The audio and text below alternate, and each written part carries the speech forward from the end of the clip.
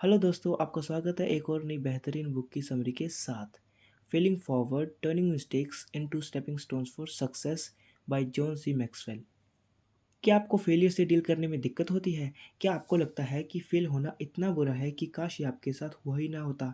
तो आपको बता दें कि ज़्यादातर लोग ऐसा ही चाहते हैं, लेकिन एंड में वे फेल हो जाते हैं। ये बुक आपको फेलियर को एक नए नज़रिए से देखना सिखाएगी। चाहे आप माने या ना माने, फेलियर सक्सेसफुल ब्रांड्स जैसे चिक फिले और होम डिपोट के पीछे की सक्सेस का राज है। तो क्या आप बार बार फेले होने के लिए तैयार हैं? I am just joking. About the author. John C Maxwell एक ऑथर और मोटिवेशनल स्पीकर हैं। वो जॉन मैक्सवेल कंपनी के फाउंडर हैं जो प्रोफेशनल्स को लीडरशिप वर्कशॉप ऑफर करती है। वो जॉन मैक्सवेल टीम के भी फाउंडर हैं, जहां वो स्पीकर और लाइफ कोच को ट्रेन करते हैं। इंट्रोडक्शन। जब चीज़ें आपके हिसाब से नहीं होती तो आप क्या करते हो? आप फेलियर का सामना कैसे करते हो? अगर आपको एक ऑप्शन दिया जाए कि आप जो भी करेंगे उसमें सक्सेसफुल होंगे, तो आप क्या चुनेंगे? हम में से कोई भी कभी भी फेल नहीं होना चाहता, लेकिन कई बार हमें फेलियर का सामना करना ही पड़ता है। ये एक ऐसी चीज़ है जिससे बचना नामुमकिन जैसा ही होता है। फिर भी हम अपने फेलियर के लिए हमेशा शर्मिंदा महसूस करते हैं। लेकिन क्या असल में फेल होना इतना बुरा है? इस बुक में आप सीखेंगे कि कई बार फेल होना सक्सेस तक पहुंचने का रास्ता कैसे बनाता है। ये बुक आपको फेलियर का एक नया डेफिनेशन समझाएगी और फेलियर कैसे आपकी ज़िंदगी बदलता है, आप वो भी समझेंगे। सक्सेसफुल लोगों की कहानियों में स्ट्रगल का कितना अहम रोल रहा है, आप वो भी जानेंगे। इस बुक को ख़त्म करने तक आप समझ जाएंगे कि अगर गलती हो जाए तो घबराना नहीं चाहिए, क्योंकि वो गलती आपको कुछ ना कुछ नया सिखाती ज़रूर है। What's the main difference between people who achieve and people who are average? Achievers को अचीवर इसीलिए कहा जाता है क्योंकि वो हासिल करने का जज्बा रखते हैं। यहाँ तक कि हर चीज़ उनके खिलाफ हो या अनगिनत लोग ट्राई करके हार चुके हों, तब भी वो कोशिश करने से डरते नहीं। लेकिन अचीवर्स असल में ऐसा क्या करते हैं जो ज़्यादातर लोग नहीं करते? वो कौन सी खास बात है कि जिसके कारण वो एक के बाद एक सक्सेस हासिल करते चले जाते हैं? पहली बात, इसका उनके बैकग्राउंड या फैमिली से कोई लेना-देना नहीं होता। बहुत से लोग जो लो इनकम बैकग्राउंड से थे, उन्होंने एक्स्ट्राऑर्डिनरी सक्सेस हासिल कर इसे साबित किया है। टॉप पर पहुंचने से पहले उन्हें अनगिनत बार पैसों की तंगी का सामना करना पड़ा था। दूसरा, किसी के पास कितनी दौलत है ये कभी सक्सेस की गारंटी नहीं देता। तीसरा, अपॉर्चुनिटी एक रीजनेबल फैक्टर है, यानी कि हो सकता है कि दो लोग हर पहलू में बिल्कुल सेम हो, जैसे एजुकेशन, टैलेंट वगैरह। खासकर उनके पास जो अपॉर्चुनिटी है उस मामले में भी वो सेम हो, फिर भी उनमें से एक हमेशा ज़्यादा सक्सेसफुल होगा। इस बुक के ऑथर जॉन के अनुसार सिर्फ एक ही फैक्टर है जो अचीवर्स को दूसरों से अलग बनाता है, और वो है कि वो फेलियर को किस नज़रिए से देखते हैं और उसकी तरफ कैसे रिस्पॉन्ड करते हैं। चाहे आप माने या ना माने, लेकिन आप फेलियर को कैसे देखते हैं वो आपकी ज़िंदगी के हर पहलू को बदल सकता है। हम इसी सोच के साथ बड़े हुए हैं कि किसी भी चीज़ में फेल होना इतनी बुरी चीज़ है कि मानो हमारी दुनिया ही ख़त्म हो गई है। स्कूल में अगर रेड मार्क्स आते थे तो इसका मतलब होता था कि या तो हमने पढ़ाई ही नहीं की या फिर हमें वो सब्जेक्ट समझ ही नहीं आया। लेकिन सिर्फ मार्क्स कम आने का मतलब फेलियर होना नहीं होता। फेलियर एक प्रोसेस है। आपको फेलियर को कॉन्फिडेंस के साथ एक्सेप्ट करने के लिए खुद को ट्रेन करना होगा, तभी आप अपने मनचाहे गोल्स को अचीव कर पाएंगे। आपको प्रॉब्लम्स को देखने का अपना नज़रिया भी बदलना होगा। जब तक ज़िंदगी है तब तक प्रॉब्लम्स भी साथ-साथ चलेंगी। इस बात पर ध्यान ना दें कि प्रॉब्लम बड़ी है या छोटी, बल्कि इस पर फ़ोकस करें कि आप उससे डील कैसे करेंगे और आप उससे क्या सीख सकते हैं। इसी का मतलब होता है failing forward. Get a new definition of failure and success. Failure एक ऐसी चीज़ है जिसे टाला नहीं जा सकता। कोई भी इंसान परफेक्ट नहीं है, और चाहे आप फेलियर से बचने की लाख कोशिश करें, फिर भी कभी न कभी तो गलतियां हो ही जाएंगी। बस ये समझ लीजिए कि ये एक ऐसा फ्री गिफ्ट है जो हर इंसान को मिला है। जैसा कि हमने पहले कहा, फेलियर एक प्रोसेस है, ठीक वैसे ही सक्सेस भी एक प्रोसेस है। जून कहते हैं कि सक्सेस कोई मंजिल नहीं है जहां आप एक दिन पहुंचेंगे।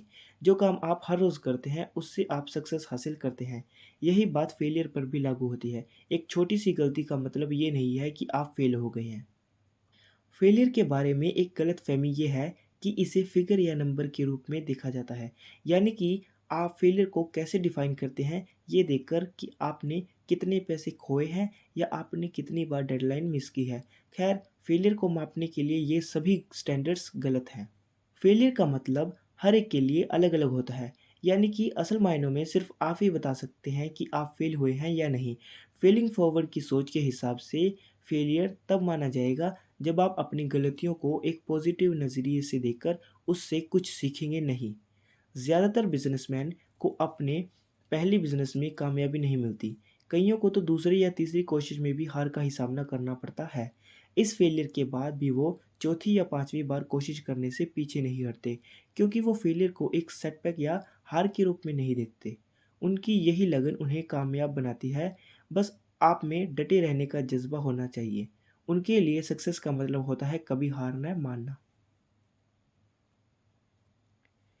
4 कदम आगे रखना और 2 कदम पीछे आ जाने का मतलब यही होगा कि आपने 2 कदम प्रोग्रेस किया है। फेलियर आपका दुश्मन नहीं है, वो आपको ज़्यादा एक्सपीरियंस्ड बनाता है, आपको ग्रो करने में मदद करता है। एनबीए कोच रिक पिटिनो के अनुसार फेलियर एक पॉजिटिव चीज़ है। रिक ने कोचिंग के बारे में जितना कुछ सीखा, सब अपनी पिछली गलतियों को देखकर ही सीखा। जॉन को एक बार चिक-फिल-ए, जो कि एक फास्ट फूड चेन है, उनके फाउंडर ट्रेट कैथी के साथ डिनर करने का मौका मिला। ये डिनर बड़े ही खास मुलाकात साबित हुआ। जॉन को इससे बहुत कुछ सीखने को मिला। चिक-फिल-ए बनाने का ट्रेट का सफ़र बहुत ही दिलचस्प और इंस्पायरिंग था। ये इसका बहुत ही शानदार एग्जाम्पल है कि ट्रेट किस तरह फेलियर को अलग तरह से देखते थे। ट्रेट जब बच्चे थे, तब भी उनका माइंड एक बिजनेसमैन की ही तरह सोचता था। वो अक्सर कोक के कैन को ज़्यादा दाम पर बेचते, जिससे उन्हें 20% प्रॉफ़िट होता था। मौसम के हिसाब से अगर कोक की डिमांड नहीं होती, तो वो मैगज़ीन बेचने लगते। कुछ सालों बाद ट्रेट अपना खुद का रेस्टोरेंट खोलने का सपना पूरा करना चाहते थे। अपने भाई बेन के साथ उन्होंने रेस्टोरेंट खोलने के लिए अच्छे खासे पैसे जमा कर लिए। पहले उनके रेस्टोरेंट का नाम डॉर्फ ग्रिल था, जिसे बाद में बदलकर डॉर्फ हाउस कर दिया गया। हालाँकि वो इसे सिर्फ़ 1 हफ़्ते के लिए खोल पाए, लेकिन ये एक सक्सेस थी। मगर ट्रेट को बिल्कुल अंदाज़ा ही नहीं था कि उन्हें कितने झटके लगने वाले थे। अपना बिज़नेस शुरू करने के 3 साल बाद ट्रेट ने अपने भाई और बिज़नेस पार्टनर बेन को एक प्लेन दुर्घटना में खो दिया। उन्हें उन्हें इस दुःख से उभरने में 1 साल लग गया। उसके बाद ट्रेट धीरे-धीरे अपने बिज़नेस पर फ़ोकस करने लगा। अपने भाई को खोने के 2 साल बाद ट्रेट ने एक और रेस्टोरेंट खोला। उनका बिज़नेस अच्छा चल रहा था जब एक दिन आधी रात उनके पास एक कॉल आया। खबर अच्छी नहीं थी। उनके दूसरे रेस्टोरेंट में आग लग गई थी, जिससे सब कुछ बर्बाद हो गया। इसके ऊपर से उनके पास इंश्योरेंस भी नहीं था। आग लगने के कुछ हफ्तों बाद ट्रेट को पता चला कि उन्हें लार्ज इंटेस्टाइन की सर्जरी करवानी पड़ेगी। इस वजह से उन्होंने जो पैसे दूसरे रेस्टोरेंट को दोबारा बनाने के लिए रखे थे, अपनी सर्जरी के लिए खर्च करने पड़े। अपनी सर्जरी से रिकवर करने के दौरान ट्वेट ऐसे आइडिया के बारे में सोचने लगे जो उनके रेस्टोरेंट को दूसरों से बिल्कुल अलग और हटके बना सके। उन्हें हमेशा से चिकन बेहद पसंद था, तो उन्होंने सोचा कि अगर वो सीजनिंग के साथ उसे मसालेदार सैंडविच में बदल दें तो कैसा रहेगा। इस आइडिया से चिक फिले की शुरुआत हुई। अब अमेरिका में चिक फिले के कई रेस्टोरेंट खुल चुके हैं। सन 2000 में इस कंपनी की वैल्यू बिलियंस में थी। ये चेन आज तक सक्सेसफुल बनी हुई है। ट्रेट ने ज़िंदगी में कई सेटबैक झेले। उन पलों से गुजरना आसान नहीं था, लेकिन सिर्फ फेलियर की ओर अपने नज़रिए के कारण उन्होंने वो मुकाम पाया जो उनका सपना था। If you have failed, are you a failure? इस बुक को पढ़ने से पहले आप सोचते होंगे कि किसी चीज़ में फेल होने का मतलब है कि आप एक लूज़र हैं। लेकिन अगर आपको उस बात पर डाउट हो रहा है तो अच्छा है, क्योंकि आप धीरे-धीरे अपने फेलियर की डेफिनेशन को बदल रहे हैं। ज़िंदगी में कई बार ऐसा होता है जब हम अपनी काबिलियत पर सवाल उठाने लगते हैं। एरमा बॉम्बैक की कहानी आपको यकीन दिलाएगी कि फेलियर का मतलब एक लूज़र होना नहीं होता। जर्नलिज्म की फील्ड में एक जाना-माना नाम बनने से पहले एरमा ने कई चैलेंजेस का सामना किया। हाई स्कूल में जब उन्होंने अपने काउंसलर से कहा कि वो जर्नलिज्म की फील्ड में जाना चाहती है, तो उन्होंने उनके आइडिया को रिजेक्ट कर दिया। उन्होंने कहा कि राइटिंग के बारे में उन्हें भूल जाना चाहिए, लेकिन एरमा ने ऐसा नहीं किया। डेटन यूनिवर्सिटी से इंग्लिश में डिग्री पूरी करने के बाद एरमा राइटर बन गई। शादी के बाद एरमा अपनी फैमिली बढ़ाना चाहती थी, लेकिन डॉक्टर ने उन्हें बताया कि वो बच्चे को जन्म नहीं दे सकती थी। ये एरमा के लिए किसी सदमे से कम नहीं था। वो चाहती तो खुद को दोष देती रहती कि माँ नहीं बन पाने के कारण उनकी ज़िंदगी हमेशा अधूरी रहेगी। इसके बजाय अपने पति के साथ उन्होंने एक नन्ही सी मासूम बच्ची को अडॉप्ट कर लिया। एरमा बड़े ही पक्के इरादों वाली इंसान है, इसलिए उन्होंने अपने राइटिंग स्किल को आजमाने का फैसला किया। वो एक लोकल न्यूज़पेपर के एडिटर के पास गई। उन्होंने कहा कि वो अपना एक कॉमेडी कॉलम शुरू करना चाहती थी। एरमा के बार-बार कहने पर आखिर वो राज़ी हो गए, लेकिन उन्होंने एक आर्टिकल के लिए सिर्फ $3 की रेट ऑफ़र की। एरमा तैयार हो गई। एरमा लगन के साथ इस काम में लग गई और 1 साल के बाद उनकी मेहनत रंग लाई, क्योंकि उनका काम देखकर एक दूसरे न्यूज़पेपर ने उन्हें कॉन्टैक्ट किया था। उनकी ये कॉलम इतनी बड़ी हिट साबित हुई कि उसकी 900 से ज़्यादा कॉपी पब्लिश हुई। प्रोफेशनल और पर्सनल लाइफ के चैलेंजेस के अलावा एरमा को कई हेल्थ प्रॉब्लम का भी सामना करना पड़ा। डायग्नोसिस से पता चला कि उनकी किडनी फेल हो गई थी और ब्रेस्ट कैंसर भी डेवलप हो गया था। इन सब के बावजूद वो सक्सेसफुल होती चली गई। उनकी जीत के पीछे हज़ारों फेलियर थे। एरमा जानती थी कि ये सिर्फ नज़रिए की बात है। मन ही मन उन्हें पता था कि वो एक हारी हुई इंसान तो बिल्कुल नहीं थी। हाँ, किसी चीज़ में ज़रूर फेल हुई होंगी और इन दोनों बातों में ज़मीन आसमान का फ़र्क है। तो अगली बार जब आपसे कोई गलती हो जाए तो याद रखें कि आप एक चीज़ में फेल हुए हैं, लेकिन आप एक फेलियर नहीं हैं। अचीवर्स में 7 क्वालिटीज़ होती हैं जो उन्हें फेलियर को पर्सनली ना लेने में मदद करती है। ये उन्हें आगे बढ़ते रहने में और सक्सेस हासिल करने में भी मदद करती है। पहला, अचीवर्स खुलकर रिजेक्शन को एक्सेप्ट करते हैं। वो अपने कॉन्फिडेंस को किसी ग्रेड या नंबर के साथ नहीं जोड़ते। अगर वो कोई गलती करते हैं तो खुद उसकी ज़िम्मेदारी लेते हैं, लेकिन उसे पर्सनली नहीं लेते। दूसरा, अचीवर्स जानते हैं कि फेलियर परमानेंट नहीं है। उन्हें पता होता है कि वो समय भी बीत जाएगा, इसलिए वो दोबारा उठकर ट्राई करने की हिम्मत करते हैं। तीसरा, वो अपनी गलतियों से सीखकर उन्हें दोहराने से बचते हैं। चौथा, अचीवर्स नहीं जानते कि वो हर बार कामयाब होंगे कि नहीं, लेकिन वो हमेशा खुद को तैयार करते हैं। किसी भी गोल को अचीव करने के रास्ते में मुश्किलें तो आएंगी, इसलिए खुद को उसके लिए तैयार करें। पाँचवा, अचीवर्स अपने पॉजिटिव पॉइंट्स यानी ताकत पर बहुत भरोसा करते हैं, लेकिन वो ये भी कोशिश करते हैं कि अपनी कमज़ोरियों को ताकत में कैसे बदला जाए। छठा, अचीवर्स हर सिचुएशन को अलग तरह से डील करते हैं। कामयाब लोगों को बस एक ही कोशिश में अपना मुकाम नहीं मिल जाता। कामयाब होने से पहले उन्होंने ना जाने कितनी बार ट्राई किया होगा। अचीवर्स अपने फेलियर को गौर से देखकर ये समझने की कोशिश करते हैं कि उनसे कहाँ और क्या गलती हुई। उसके बाद वो उसे ठीक करने के लिए नए-नए तरीके ढूँढते हैं। सातवां, चाहे वो जितनी बार भी फेल हो जाए, लेकिन वो कभी रुकते नहीं, बल्कि अपने फेलियर को एक्सेप्ट करते हैं, उससे सीखते हैं और दोबारा ट्राई करने में लग जाते हैं। सक्सेसफुल होने की उनकी ये धुन कभी ख़त्म नहीं होती। Get over yourself, everyone else has. Failing forward concept की एक और ख़ास बात है कि आपको खुद पर ध्यान देना बंद करना होगा, यानी थोड़ा वक़्त दूसरों की मदद करने के लिए भी निकालें। इस तरह आप अपने साथ-साथ उनकी भी ज़िंदगी बदलते हैं। आपकी मदद दूसरों की ज़िंदगी में क्या-क्या कमाल कर सकती है, उसे समझने के लिए एक फ़िल्म है जिसका नाम है मिस्टर हॉलैंड्स ऑपस, उसे ज़रूर देखें। उस फ़िल्म को डंकन नाम के एक आदमी ने लिखा था, जो अपने हाई स्कूल टीचर से इंस्पायर हुए थे। हालाँकि ज़्यादातर लोग उस टीचर से डरते थे क्योंकि वो बहुत स्ट्रिक्ट थी, लेकिन डंकन उनके शुक्रगुज़ार थे। उन्होंने डंकन को किताबें और कपड़े देकर उनकी मदद की थी।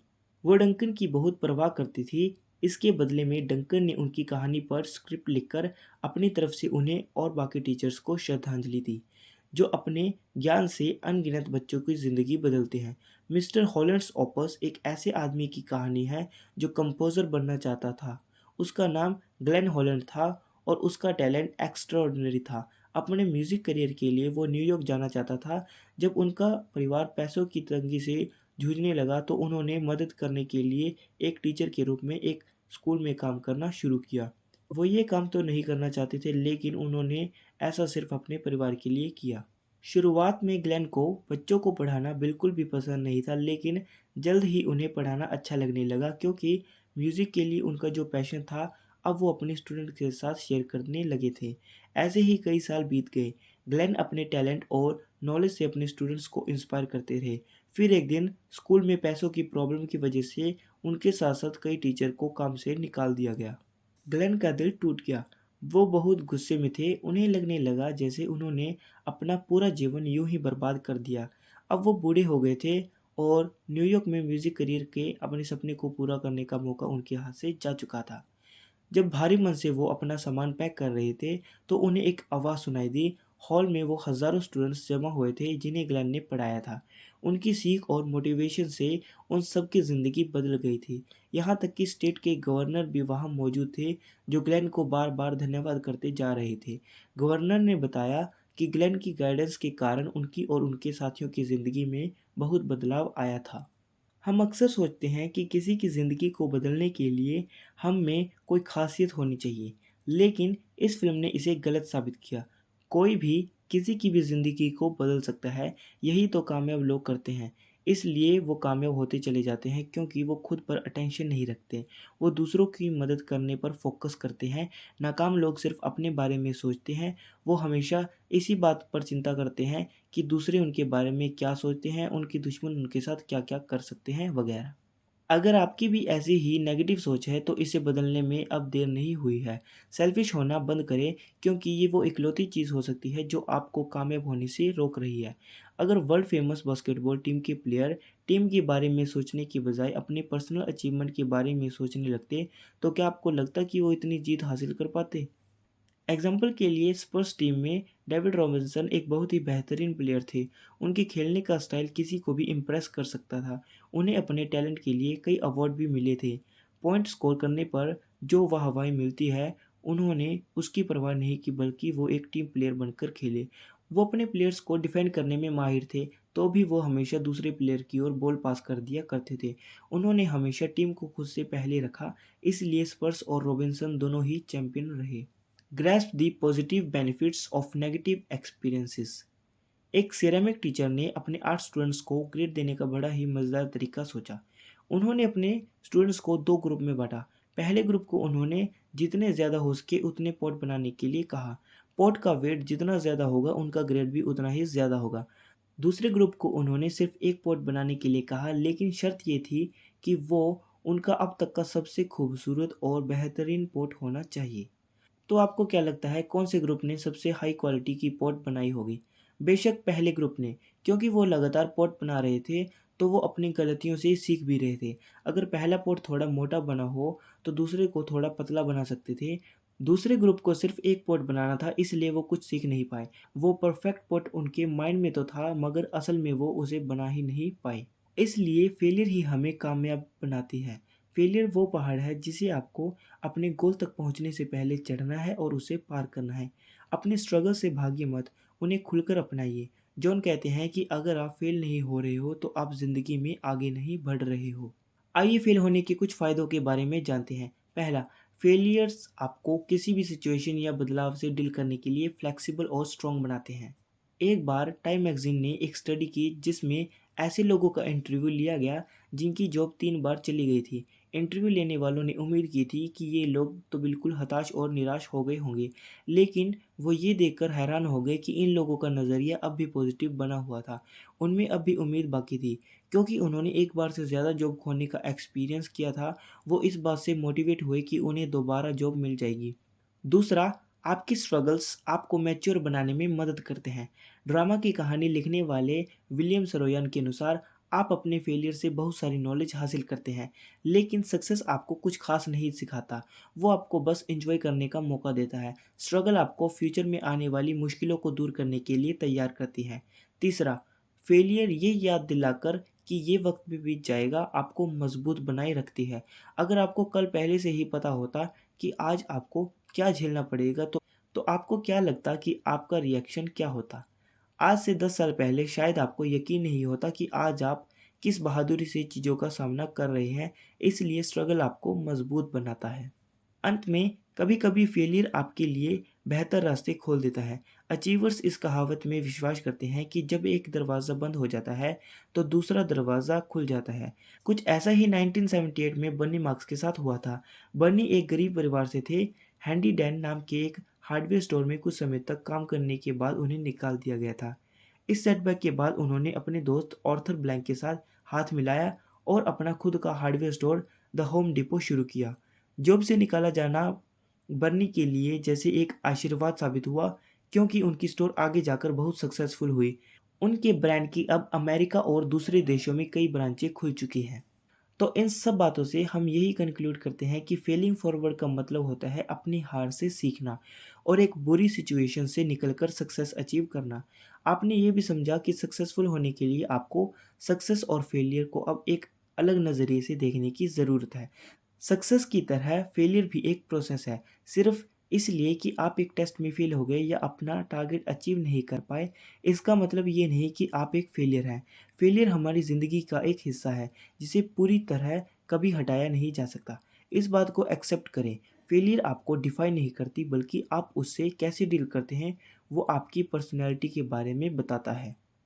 ज़िंदगी का मुश्किल दौर ही हमें मजबूत बनाता है, वही हमें सिखाकर समझदार भी बनाता है। आज सोशल मीडिया के कारण आप आसानी से किसी की भी सक्सेस को ट्रैक कर सकते हैं और अंत में आप निराश और उदास हो जाते हैं, क्योंकि उसके सामने आपको अपनी अचीवमेंट बहुत कम लगने लगती है।